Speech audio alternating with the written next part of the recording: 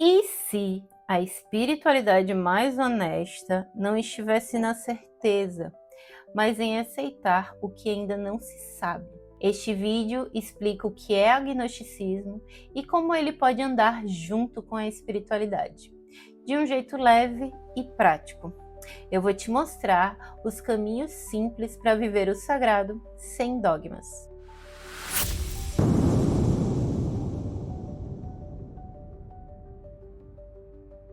O que é agnosticismo e o que é agnosticismo espiritual?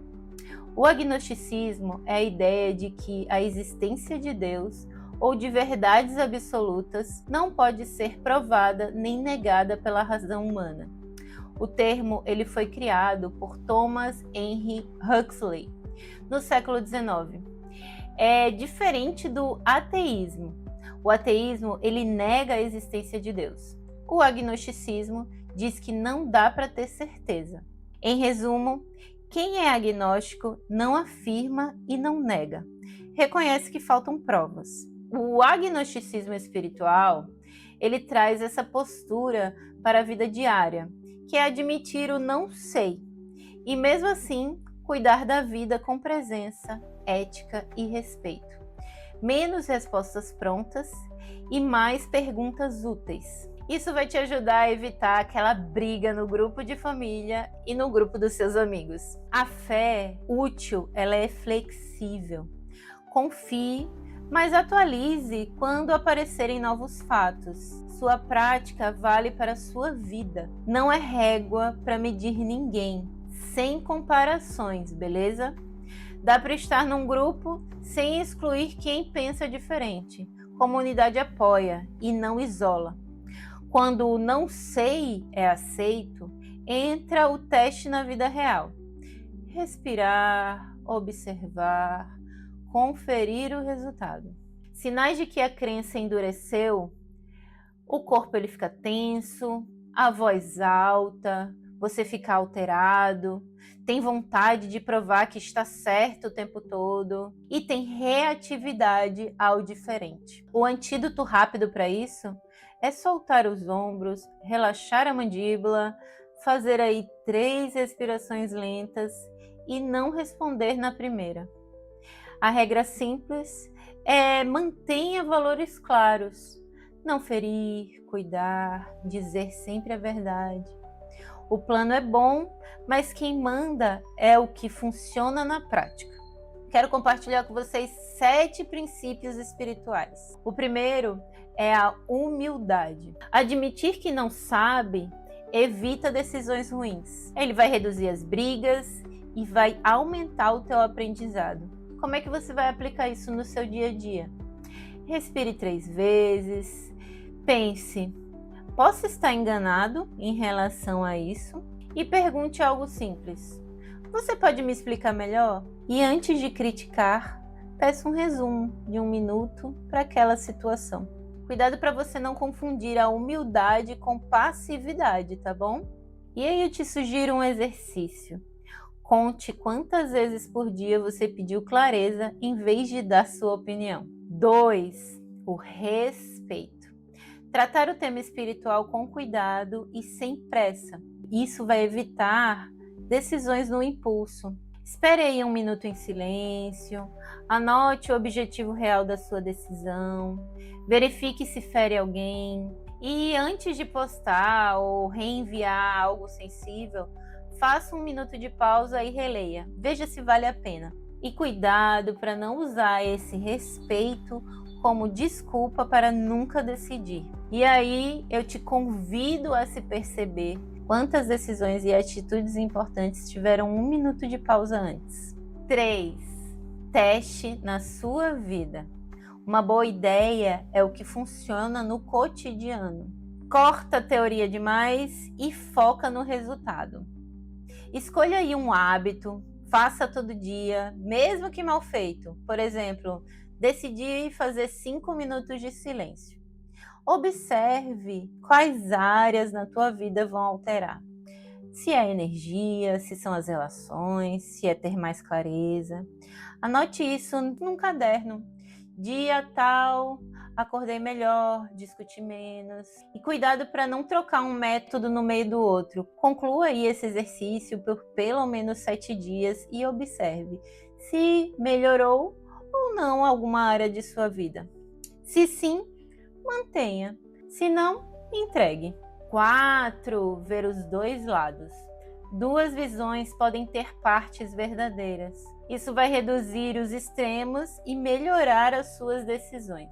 A frase-chave é: o que também é verdade aqui? Sempre faça esse questionamento para tudo que chegar para você. Se você sentir, liste 2 pontos a favor e 2 pontos contra. Respire, sintonize, medite, caminhe um pouco ao ar livre para poder refletir sobre essas situações.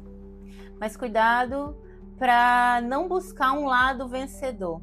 Que o fundamento aqui não é ter um vencedor, mas sim integrar as duas partes, os dois elementos que eram vistos como opostos. 5. Ouvir o corpo. O corpo, ele sinaliza se algo se expande, no caso se abre, ou aperta, tensiona. Isso ajuda a tomar decisões mais seguras e menos impulsivas. Feche os seus olhos aí por 10 minutos. Note seus ombros, mandíbula, estômago. Se relaxar, provavelmente é um sim. Se apertar, é bom rever. Por exemplo, um convite que gera um nó no estômago. Pergunte para você qual é o motivo, ajuste condições ou recuse. Cuidado para não confundir o medo saudável com intuição. O medo, ele melhora com a informação. Contrações persistentes indicam desajustes. Então, após você decidir alguma coisa, verifique seu corpo, verifique se a tensão que ali existia foi embora dali a 5 minutos. Se ela foi embora, é um bom sinal. Se não foi, é bom revisar. Cuidar do outro. A liberdade, ela vem com responsabilidade e impacto no outro. Cria vínculos e reduz conflitos. Escolha um gesto diário de ajuda, por exemplo, uma mensagem, uma escuta, ajudar alguém, dividir uma tarefa. Faça antes de pedir qualquer coisa. Registre em uma linha, por exemplo, hoje eu ouvi 10 minutos sem interromper. Cuidado para não tentar salvar todo mundo, beleza? Não leve o peso do mundo nas suas costas. E avalie se você conseguiu fazer pelo menos aí 5 gestos de bondade, de cuidado com o outro em uma semana. Se isso aconteceu, ótimo caminho. E 7, paz por dentro. Não precisa ganhar debate para ficar bem. Economize sua energia e tempo. Regra simples para você aplicar, que é a regra dos 10 segundos. Não responda na hora, espere pelo menos aí 10 segundos, respire e se ainda estiver quente, escreva e não fale e nem envie.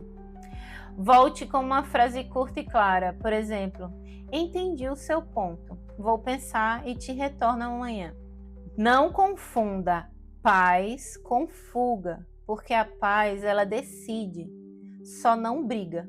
Uma medida para você ver se está no caminho é avaliar as suas brigas ao longo da semana.